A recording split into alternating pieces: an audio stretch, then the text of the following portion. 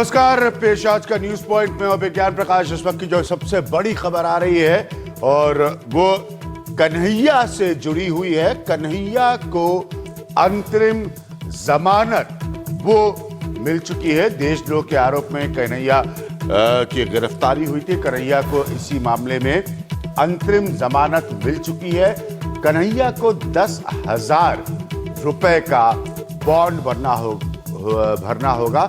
High court ने कहा जांच में सहयोग करे कन्हैया की मां का भी रिएक्शन आया है, उनकी भी प्रतिक्रिया आई है और उन्होंने कहा है कि वो स्वाभाविक है, राहत महसूस कर रही हैं। उनका कहना है कि मेरा बेटा देशद्रोही नहीं है।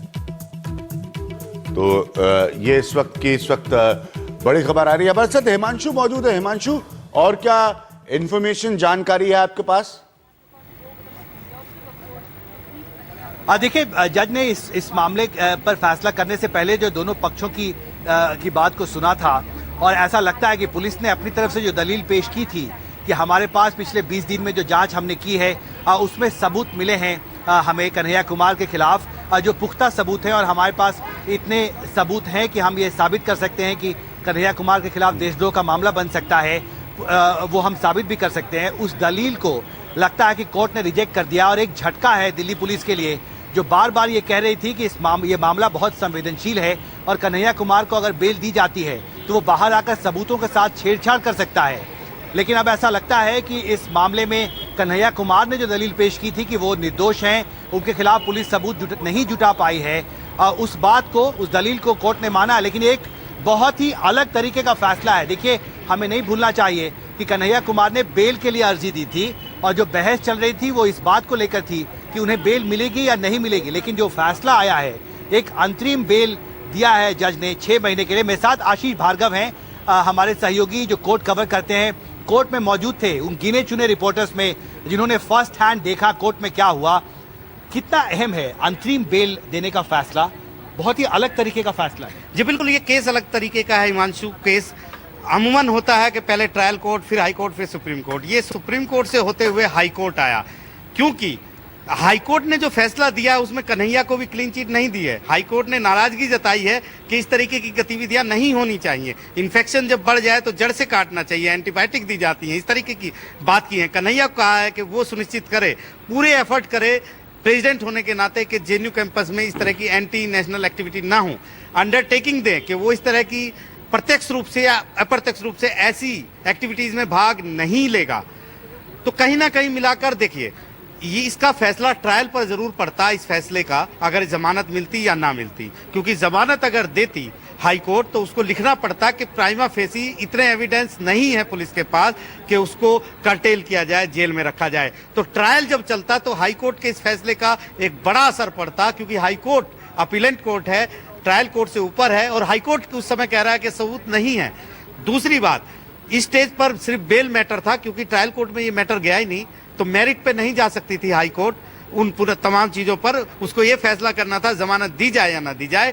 लेकिन इससे बेहतर आदेश मुझे नहीं लगता कि कोई हो सकता है। एक बैलेंस आदेश उसने दिए हैं। उसने कन्हैया को भी एक तरीके से इंडिकेट किया है, क्लीन चिट नहीं दी, और दिल्ली पुलिस को भी समझाया है आरोप गंभीर हो तो सबूत भी गंभीरता से होने चाहिए। आपने पुलिस का जिक्र किया, आपको याद होगा जब पिछली बार सुनवाई हुई थी तो कोर्ट ने कहा था कि एक स्टेटस रिपोर्ट पुलिस को देना होगा इस मामले में, अब तक जो जांच पुलिस ने की है।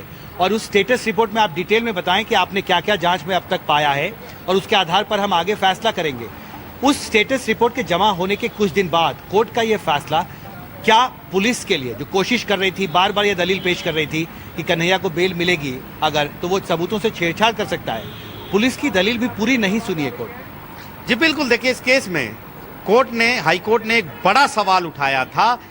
जिस वीडियो के ऊपर तमाम चीजें हुई, क्या पुलिस के पास ऐसा कोई वीडियो है जिसमें कन्हैया नारेबाजी करता हुआ दिख रहा है एंटी नेशनल? तो पुलिस का जवाब था कि ऐसा कोई वीडियो पुलिस के पास नहीं है। यानी ये चीज साफ हो गई थी कि एक अहम चीज थी कि एविडेंस के नाम पर पुलिस के पास जेएनयू के कुछ सिक्योरिटी वाले, कुछ अफसर, कुछ स्टूडेंट के बयान हैं 161 सीआरपीसी में, जो अदालत के सामने मान्य नहीं होते हैं। तो निश्चित तौर पर एक बड़ा ग्राउंड रहा इस जमानत के लिए, इस जमानत का। और सर, ये एक बहुत ही अलग तरीके का फैसला है और इसमें जवाबदेही तय दोनों पक्षों की है जज ने, कन्हैया की भी और पुलिस की भी। कन्हैया की भी और पुलिस की भी। मुकेश हमारे साथ मौजूद है। मुकेश, आपको क्या, क्योंकि सब लोग ये जानना चाह रहे थे कि क्या इस मसले में कन्हैया को बेल मिलेगी या नहीं। हमको सबको पता है कि ये कितना ज्यादा बहस शुदा मसला है। आपके पास क्या रिएक्शंस आ रहे हैं मुकेश?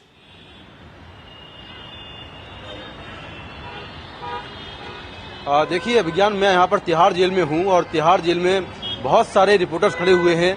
सबको आज ये वेट सबको। जी मुकेश,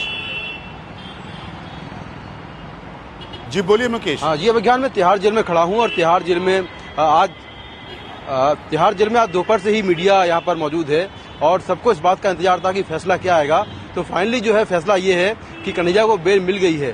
हालांकि अभी ये बेल के पेपर्स, जो बहुत सारे लीगल एक्सपर्ट हैं उनसे मैंने बात की है, उनका कहना ये है कि जो बेल के पेपर्स हैं ये पहले ट्रायल कोर्ट जाएंगे जहां पर कन्हैया का मामला चल रहा है, और ट्रायल कोर्ट में जो जज हैं वो इन बेल के पेपर्स को देखेंगे और उसके बाद जो रिलीज ऑर्डर है वो जारी करेंगे, और जब वो रिलीज ऑर्डर तिहाड़ जेल पहुंच जाएगा तब कन्हैया रिहा होंगे। तो ऐसा लगता है कि अभी कोर्ट जो है, जो ट्रायल कोर्ट है वो बंद हो चुकी है, क्योंकि हाई कोर्ट का फैसला काफी देर से आया है, तो ट्रायल कोर्ट बंद हो गई है। तो ऐसे में लगता है कि कल सुबह जब कोर्ट खुलेगा ट्रायल कोर्ट, तो वहां पर हाई कोर्ट का ऑर्डर जाएगा और ऑर्डर आने के बाद जो है फिर जो है ट्रायल कोर्ट रिलीज ऑर्डर करेगा और उसके बाद जो कन्हैया कुमार हैं वो तिहाड़ जेल से बाहर निकलेंगे। कन्हैया कुमार जेल नंबर 3 में यहाँ पर तिहाड़ जेल में बंद हैं और करीब 2 हफ्ते से ज्यादा उनको वक्त हो चुका है। तो उनकी जो सुरक्षा है वो भी यहाँ पर बेहद कड़ी है, और जब वो यहाँ पर रिहा होंगे तब भी यहाँ पर ये देखना होगा कि किस तरह से जो पुलिसकर्मी हैं वो उनको यहाँ से निकालते हैं, क्योंकि मीडिया का बहुत ज्यादा यहाँ पर जमावड़ा लगा हुआ है और सबको ये इंतजार है कि आज वो निकल जाएंगे। लेकिन जिस तरह से कोर्ट का ऑर्डर अभी आया है तो लगता है कि कल दोपहर तक या दोपहर के बाद ही कन्हैया कुमार यहाँ से निकल पाएंगे। अभिज्ञान जी मुकेश, बहुत बहुत शुक्रिया हमसे बात करने के लिए। मुकेश के हिसाब से कल दोपहर तक कन्हैया कुमार, मुकेश का ये मानना है कि वहां से यानी कि जेल से रिहा हो पाएंगे। कानूनी प्रक्रिया क्या है उसमें वो आपको मुकेश सिंह सेंगर बता रहे थे। अब हम आते हैं आज के हमारे बड़े मसले पर। इशरत जहां का मसला बहुत सालों से चल रहा है। ये मसला ये सियासी विवाद में हमेशा रहा है कांग्रेस और बीजेपी के बीच में। मसला क्या है? मसला मैं आपको अगर सरलता से समझाऊं तो यह है कि गुजरात में एक एनकाउंटर होता है और उस एनकाउंटर पर प्रश्न लगाए जाते हैं कि क्या ये, और ये कानूनी दायरे से सब कुछ होता है, क्या ये फेक एनकाउंटर है, यानी कि फर्जी मुठभेड़ है। उसमें इशरत जहां और कुछ और लोगों की मृत्यु होती है। उसके बाद ये पूरा मसला कानूनी तरीके से चलता है और उस समय में बताया जाता है कि तब के मुख्यमंत्री गुजरात के, जो आज इस देश के प्रधानमंत्री हैं, नरेंद्र मोदी, उनको मारने की योजना बनाई जा रही थी, इसीलिए इस इनकाउंटर को अंजाम दिया गया। ये राज्य की राय है। बाकी बहुत सारी पेचीदगियों का मसला, लेकिन मैं आपको मूल इशरत जहां का मसला बता रहा हूं। अब स्थिति क्या है कि क्या इशरत जहां एलईटी से जुड़ी थी या नहीं? अब यह इस पर देश के सरकारों की आईबी, जो कि जानकारी इकट्ठा करने की एक प्रमुख राष्ट्रीय एजेंसी है, उसकी और उस समय के कांग्रेस सरकार की भूमिका का प्रश्न आ गया है। इसीलिए अब गंभीर सवाल आ गए हैं तब के गृह मंत्री, जिनकी आप तस्वीर देख रहे हैं जैसे मैं बोल रहा हूं, पी चिदम्बरम पर, और कांग्रेस की भूमिका पर, क्योंकि बहुत स्पष्ट है कि अगर ये पुख्ता तौर पे सरकारी एजेंसियों का काम है, उनको साबित करना था, अदालती कार्रवाई चल रही थी कि अगर इशरत जहां एक आतंकवादी है या एलईटी से जुड़ी है तो जो एनकाउंटर हुआ है उसका वो सही हो जाता। सरकार अपनी, उस समय की जो गुजरात की सरकार है वो यही दलील देती, और अगर ऐसा नहीं है तो फिर सबसे बड़ा प्रश्न, इनकाउंटर हुआ क्यों? क्या दलील थी इसके पीछे? कांग्रेस की अब भूमिका, चिदंबरम की अब भूमिका गहरे और गंभीर सवाल उठा रही है। सबसे पहले इसको सुनिए। चिदंबरम साहब एक दिन आए, फाइल वाइल पड़े, हड़बड़ी मची, एक दिन फाइल लेके उन्हीं के चले गए। अब किस लेवल पे ये दूसरा एफिडेविट का मसौदा बना, इसका मैं ज्ञात नहीं हूं। ये मैं जरूर कह सकता हूं कि मेरे लेवल से और मेरे से 2 लेवल ऊपर वरिष्ठ अधिकारी जो हैं, उन लेवल पे इसका मसौदा तैयार नहीं किया गया। गृह मंत्रालय में अंडर सेक्रेटरी रह चुके आरवीएस मणि के मुताबिक वो अधिकारी हैं जिन्होंने बतौर आंतरिक सुरक्षा सचिव अगस्त 2009 में इशरत जहां एनकाउंटर मामले में पहला हलफनामा दाखिल किया था, जिसमें कहा गया था कि इशरत और उसके साथी लश्कर ए तैयबा से जुड़े हैं। लेकिन इसके बाद एक दूसरा हलफनामा दायर हुआ जिसमें इशरत के आतंकी होने की बात हटा दी गई।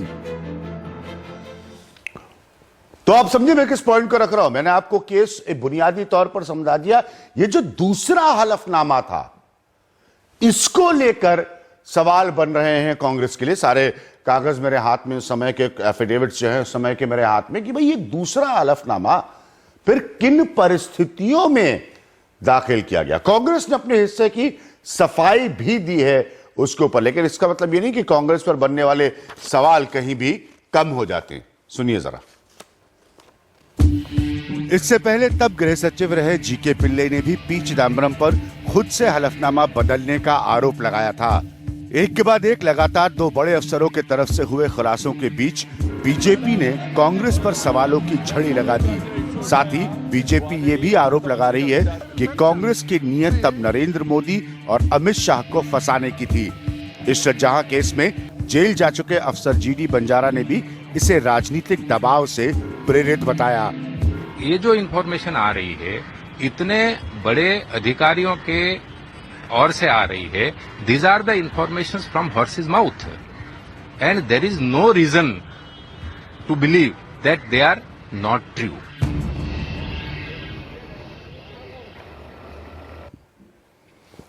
और मेरे साथ कांग्रेस के प्रवक्ता रणदीप सिंह सुरजेवाला साहब मौजूद है। रणदीप सिंह, ये बहुत सीरियस है कांग्रेस पर ये जो सवाल उठ रहे हैं, 2 ऑफिशियल्स की तरफ से ये बातें निकल कर आ रही है। आज सुबह जब मैंने अखबार पढ़ा, एक प्रमुख देश का अंग्रेजी अखबार था, उसमें यह तक लिखा हुआ था कि कैसे उस अखबार के हिसाब से जो है आरवीएस मणि साहब दावा कर रहे थे कि साहब उनको सिगरेट बटों से भी जलाया गया ताकि वो अपने वर्जन को बदलें। अब ये बहुत गंभीर मामला है। क्या है कांग्रेस का डिफेंस? आपकी वो चिट्ठी जरूर है मेरे पास जो आप लोगों ने दी है, जिसमें आपने 2 अपनी बातें रखी इन दोनों पत्रों में कि एफिडेविट क्यों बदला गया। रणदीप जी। अभिज्ञान, इशरत जहां एनकाउंटर केस में मामला और सवाल बड़ा सीधा है। क्या एनकाउंटर हुआ और क्या ये एनकाउंटर फेक एनकाउंटर था? सही। मैंने अपनी शुरुआत में इस केस को समझाते हुए, हाँ बिल्कुल सही कहा रणदीप जी, मैंने शुरुआत उस प्रोग्राम के इस केस को समझाते हुए ठीक यही कहा कि बुनियाद इस केस की सीधी सीधी है कि क्या ये उस समय के गुजरात के मुख्यमंत्री नरेंद्र मोदी पर कोई जानलेवा साजिश को रोकने के लिए एक एनकाउंटर हुआ या मूलतः ये एक फर्जी मुठभेड़ थी? हाँ रणदीप जी। जी बिल्कुल। इशरत जहां और उनके 3 सहयोगियों की जब साल 2004 में पुलिस मुठभेड़ में मृत्यु हुई, तो कानून के मुताबिक इस पूरे मामले की जांच मेट्रोपॉलिटन कोर्ट अहमदाबाद के द्वारा की गई। वहां के जज थे तमांग साहब। उन्होंने 324 पृष्ठों का सारे साक्ष्यों और तथ्यों की जांच करके एक लिखित ऑर्डर दिया, जिसमें उन्होंने कहा कि यह फेक एनकाउंटर था और पुलिस के द्वारा इशरत जहां और उनके सहयोगियों का कत्ल किया गया था। नरेंद्र मोदी जी उस समय गुजरात के मुख्यमंत्री थे। उन्होंने भी और दोषी अधिकारियों ने गुजरात हाईकोर्ट में इसकी अपील की। गुजरात हाईकोर्ट ने एक 3 सदस्यीय एसआईटी का गठन किया, जिसमें 2 ऑफिसर्स गुजरात काडर के आईपीएस अधिकारी थे। एसआईटी भी इस नतीजे पर पहुंची कि यह फेक एनकाउंटर था। उससे भी तसल्ली नहीं हुई, तो फिर गुजरात हाईकोर्ट ने कोर्ट मॉनिटर्ड सीबीआई इंक्वायरी करवाई। उस समय सरकार के नीचे नहीं थी, ये कोर्ट मॉनिटर्ड थी। 2011 से 2013 तक ये इंक्वायरी चली और नतीजा फिर यही आया कि इशरत जहां और उसके सहयोगियों को फेक एनकाउंटर में मारा गया था। इसके आधार पर मुकदमा दर्ज करके इरादा कत्ल और दूसरी धाराओं के अंदर चार्जशीट यानी आरोप पत्र दायर कर दिया गया है। वो ट्रायल इस समय अहमदाबाद में पेंडिंग है। मोदी सरकार उस ट्रायल से क्यों घबरा रही है? मोदी सरकार कानून और संविधान में विश्वास क्यों नहीं करती? उस ट्रायल में ऐसे क्या सबूत हैं अमित शाह जी या उस आदरणीय मोदी जी को लेकर जिसकी वजह से वो किसी एक या दो या तीन अधिकारियों के बयान पर तो विश्वास कर रहे हैं, पर तीन जुडिशियल फाइंडिंग, एक डिस्ट्रिक्ट जज अहमदाबाद की, एक ऐसा कोर्ट मॉनिटर्ड एसआईटी की, एक कोर्ट मॉनिटर्ड सीबीआई इंक्वायरी की और कोर्ट के निर्णय की, वो भी डिवीजन बेंच हाई कोर्ट के। और आप उस समय खुद मुख्यमंत्री थे, आपने उसको चुनौती नहीं दी, निर्णय फाइनल हो चुका। अब अगर इशरत जहां उग्रवादी थी या वो निर्दोष थी, ये फैसला ट्रायल कोर्ट करेगी।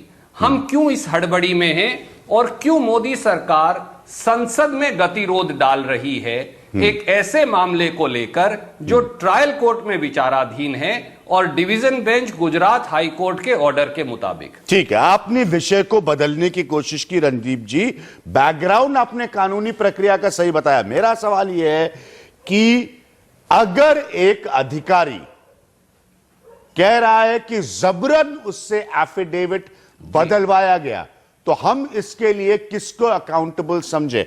आप लोगों की क्लैरिफिकेशन जो है, कांग्रेस की सफाई जो है, वो मेरे सामने रखी हुई है, लेकिन ये आरोप सीधे सीधे गृह मंत्री तबके पी चिदम्बरम पर लग रहा है, पहली बात। और वो एक और आईबी के अफसर का हवाला दे रहे हैं कि प्रताड़ना में वो साक्षी थे, वो साथ थे, उन्होंने मुझे प्रताड़ित किया। इसके लिए ये बहुत गंभीर चार्ज है।